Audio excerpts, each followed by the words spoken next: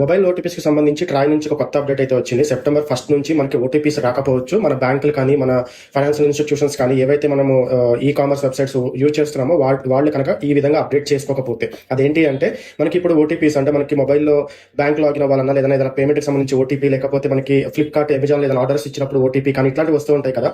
వీటికి సంబంధించి ఇంతకు ముందు ఏంటంటే టెలికాం నెట్వర్క్ వాళ్ళు దగ్గర ఈ ఎవరైతే ప్రొవైడర్స్ ఉన్నారో బ్యాంకులు కానీ, ఈ అమెజాన్, ఫ్లిప్కార్ట్ ఇట్లాంటి వాళ్ళందరూ ఏంటంటే వాళ్ళ సబ్జెక్ట్ లైన్ అంటే మీకు పైన ఏముంటుంది ఎస్ఎంఎస్ సబ్జెక్ట్ అనేది మాత్రమే అప్డేట్ చేశారు అనమాట. సో దానివల్ల ఏమవుతుందంటే ఆ సబ్జెక్ట్ లైన్ ని ఫ్రాడ్లెంట్ కూడా ఉపయోగించి ఇంటర్నల్ మెసేజెస్ అనేది డిఫరెంట్ గా ఉన్నా కూడా మనం ఏమనుకుంటామంటే సబ్జెక్ట్ లైన్ చూడగానే ఇది ఫ్రాడ్ అని చెప్పేసి మనకి ఐడెంటిఫై అవ్వదు అనమాట. సో దాన్ని ప్రివెంట్ చేయడం కోసం స్ట్రిక్ట్ గా దీన్ని గోయింగ్ ఫోర్త్ అమలు చేయాలి అని చెప్పేసి ట్రై డిసైడ్ అయింది.